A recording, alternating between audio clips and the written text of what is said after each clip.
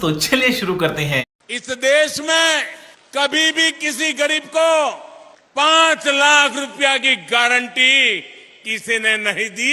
ये मोदी है जो अभी मजा आएगा ना। तो भैया ये तो सही कहा मोदी जी ने, क्योंकि जब से ये सत्ता में आए हैं हमारे देश के लोगों को गारंटी पे गारंटी देते जा रहे हैं और कभी दाल और 5 किलो आटा और तेल बंटवा रहे हैं। ये बड़ी अच्छी बात कही आप। क्योंकि फिर से फेंकना प्रचंड कर दिया है और जनता के जीवन में साहब जी ने आनंद ही आनंद कर दिया है। जो आपको 5 लाख रुपए की गारंटी का कार्ड देता है। अहमदाबाद म्युनिसिपल कॉरपोरेशन की एसवीपी अस्पताल में एक मरीज एडमिट हुआ, कच्छ का था। एडमिट हुआ तब कहा कि आयुष्मान कार्ड है कि हाँ आपको 1 पैसा नहीं लगेगा। एडमिट होता है, उसकी ट्रीटमेंट शुरू होती है, उसको कहते हैं तुम्हारा पाँव काट देना पड़ेगा उसको। ये बड़ी अच्छी बात कही आप।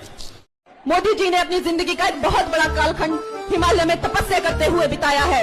अरे अनुराधा बाबू भैया, आज अगर विश्व के सारे नेताओं को खड़ा किया जाए एक लाइन में तो सबसे ज्यादा परसेंटेज जो है योग्यता और लोकप्रियता के आधार पर नरेंद्र मोदी की आती है।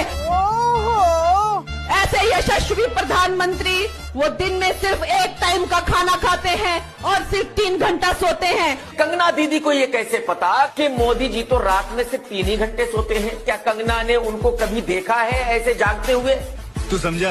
ना वो अपनी जेब में कुछ रखते हैं, ना वो अपने अकाउंट में कुछ रखते हैं। कंगना दीदी का कहना यह है कि मोदी जी ना ही तो जेब में कुछ रखते और ना ही बैंक अकाउंट में कुछ रखते। तो मेरा कंगना दीदी से फिर मैं तो कह रहा हूँ हटाओ ना, तो ताजमहल जिस दिन तोड़ना है हमें भी बुला लेना, हम भी चलेंगे। उसको दिखाने के लिए तो ट्रंप को भेजते हो। जो माय डियर फ्रेंड है मोदी जी के, ट्रंप और ओबामा, उनको तो भेजते हो। ताजमहल वो किसने बनवाया? वो तो शाहजहां ने बनवाया। लाल किले से जहां भाषण देते हैं मोदी जी, वो किसने बनवाया? वो भी तो शाहजहां ने बनवाया। तो मुगलों की निशानी अगर मिटाना चाहते हो, चलो यही काम करते हैं मिलके।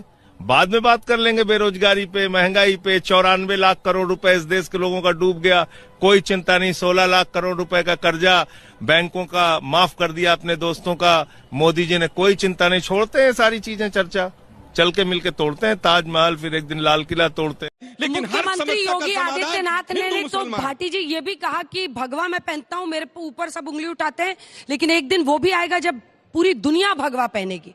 तो उनकी लाइन लेंथ तो एकदम क्लियर है। नहीं, मैंने अभी तो एक दो आलोक जी ने इशारा किया, मैं ईमानदारी से जब उधर से सवाल पूछे जा रहे थे तो मुझे लग रहा था कि आज कम से कम आज तो जो पैनलिस्ट हैं उनसे ज्यादा समझदार आगे ऑडियंस बैठी हुई है। आपने जो सवाल पूछे उनका सार ये मेरी समझ में आया कि हिंदू मुसलमान की समस्या है नहीं, ये बनाई जाती है, ये कृत्रिम रूप से तैयार की जाती है। इस देश में कितनी बार जुम्मे के दिन होली पड़ी है और शांति से मनी है और समझदारी से मन जाती है, और होली तो 1 बजे तक लगभग खत्म हो जाती है और नमाज 1 बजे के बाद होती है।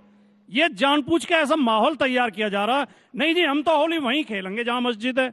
हमारे तो रामनवमी के जुलूस भी वहीं से निकलेंगे जहां उनके मस्जिद है। हम तो मस्जिद पर चढ़ेंगे, फिर झंडा भी उतारेंगे, हम तो वहां नारे भी लगाएंगे और फिर बाद में कहेंगे देखो हिंदुओं को परेशान किया जा रहा है।